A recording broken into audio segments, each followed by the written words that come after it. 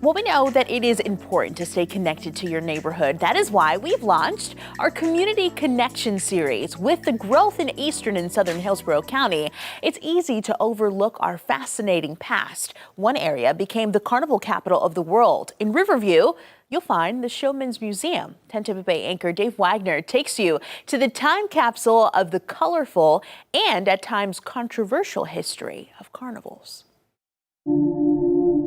We're kind of bad about the way we treat our history. In a sea of sprawling subdivisions, you'll find a part of Hillsborough County history that is buried. There are probably a lot of forgotten grave sites, especially in this area. An overgrown cemetery where you see a small gravestone for a giant of a man who left a towering mark on the Midway. And voila!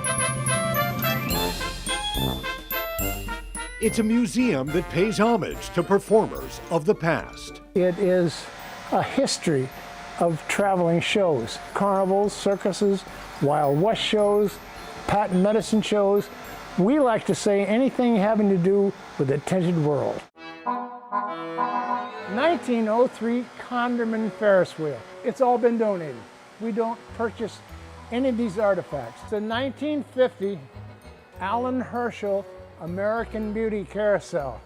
At one time, America had over 2,000 carousels turning in this country. Most of this stuff is irreplaceable. It's one of a kind. This was Daisy May, the two-nosed cow, America's oldest cotton candy machine. You can't put a dollar amount on this. 100 years ago, Gibsonton became the carnival capital of the world. We used to call it Gibtown. People used to say, "Oh, don't go to Gibtown after dark. Those carnival people will steal your children." And we perpetuated the myth because we didn't want them down here anyway, you know. Among those who found a home here, Al and Jeannie Tomani, sideshow performers billed as the world's strangest couple. Al advertised as 8 feet 4 inches tall. His wife Jeannie just 2.5 feet. Well, this was an area where people of any stripe could come. One time there were 138 human oddities in this town. They also found a home here where they could live amongst each other and not be ostracized by the outlying communities. And everybody's heard of the Tilt-A-Whirl. Decades before he curated the Showman's Museum, Doc Rivera also found a home in the carnival. I had no parents. My grandparents raised me.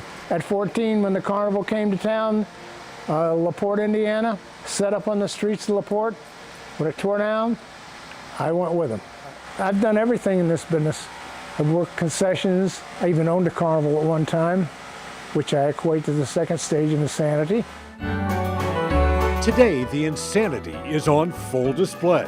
You would see the Joey Chitwood's automobiles jump over ramps. It was the Wild West of entertainment, even Wild West shows. Through this 54,000 square foot museum, You cannot separate the history of America from the history of the traveling shows. the show goes on for Doc Rivera. I love it. It's in my blood. This business attracts characters. And I love characters.